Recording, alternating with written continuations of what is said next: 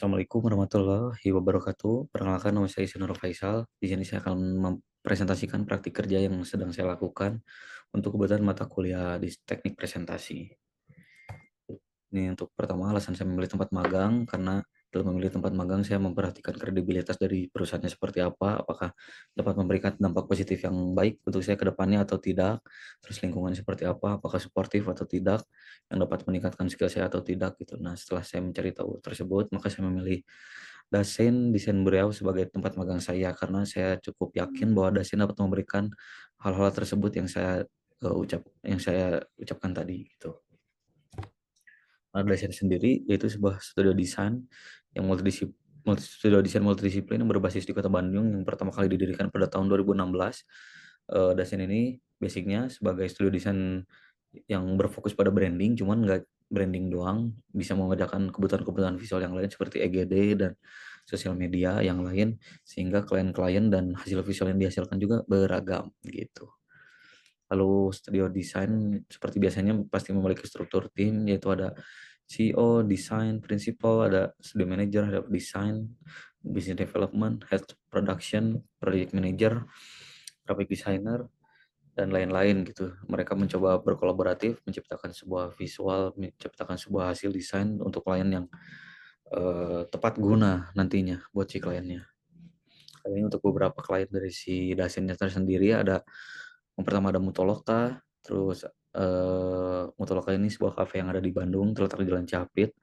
Lalu ada Tiga Rumpun, sebuah tempat makan yang memiliki ciri khas dari segi visualnya. Lalu ada Jatinangor, sebuah tempat makan fried chicken yang Dasen ini mencoba mematahkan stigma bahwa si fried chicken itu nggak harus warna merah, kuning, dan orange gitu. Lalu masuk ke apa yang saya kerjakan di Dasen itu sendiri. Yang pertama aku mengerjakan intern task-nya, karena Dasen memiliki program-program yang untuk anak magang. Yang pertama ini ada intern task. Aku mengerjakan rebranding dari si Inacraft-nya itu. Inacraft itu adalah sebuah pameran kerajinan tangan yang Indonesia yang menonjolkan setiap keunikan kerajinan dari tiap daerah gitu. Nah, Inacraft ini pameran kerajinan tangan yang berfokus pada si kerajinan tangan, yang mana dari sekian banyak data-data yang sudah saya ambil, maka terciptalah sebuah statement warisan budaya terjaga bersama gitu. Lalu dari setelah itu masuk ke desain prinsipal nantinya seperti apa. Yang pertama ada cultural heritage, ini lebih ke si pesan-pesan yang disampaikan nantinya bakal seperti apa, yang memperlihatkan si kultural dan heritage-nya gitu. Lalu ada clean dan balance, lebih ke si arahan visual nantinya bakal seperti apa gitu. Terus lalu ada soulful, memperlihatkan si arahan fotografinya nanti seperti apa nantinya gitu. Untuk si arahan visualnya clean dan balance itu lebih memperlihatkan si pesan-pesan yang disampaikannya tuh bakal balance, terus visualnya juga bakal clean gitu, nggak terdistraksi sama elemen grafis yang lain gitu. Lalu untuk si soulfulnya lebih ke si arahan fotografi, memperlihatkan si detail-detail dari si di balik si kerajinan tangannya itu sendiri. Kalau dari si warnanya diambil dari tiga warna alami, yaitu ada bambu, kain tenun, sama pohon-pohon dan langit. Kain bambu ini diambil dari si bahan-bahan kerajinan tangan, terus si kain tenun ini diambil dari si kerajinan tangan itu sendiri, dan alam Indonesia yang diambil dari ya alam Indonesia gitu. Dari si data tersebut, maka terciptalah sebuah visual yang terdiri dari tiga elemen, itu kekuatan, fleksibilitas, dan ikatan. Kekuatan tersendiri diambil dari pohon jati, karena pohon jati memperlihatkan sebuah kekuatan dari eh, kekuatan tersendiri dari si bahannya yang everlasting, tahan lama. Diharapkan si aircraft juga memberikan si kekuatan dan tahan lama terhadap si masyarakat. Lalu ada fleksibilitas dan pohon bambu. Pohon bambu ini diambil dari si bahan-bahan yang bisa digunakan oleh kerajinan tangan. Maka diharapkan si Inakraf juga dapat memberikan fleksibilitas terhadap si audiens di visualisasi melalui logo yang fleksibel, gak cuman terkesan profesional dan kaku gitu. Lalu ada ikatan diambil dari si kain. Kain ini lebih ke si memperlihatkan si ikatan antara kain tradisional dan si masyarakat. Lalu setelah itu maka terciptalah si logo yang saya buat untuk Inakraf.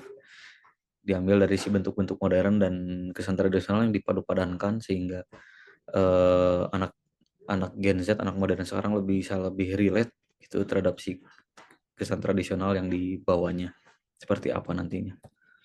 Lalu yang ada logo Inacraft-nya diambil dari kekuatan, konsisten, dan keberagaman.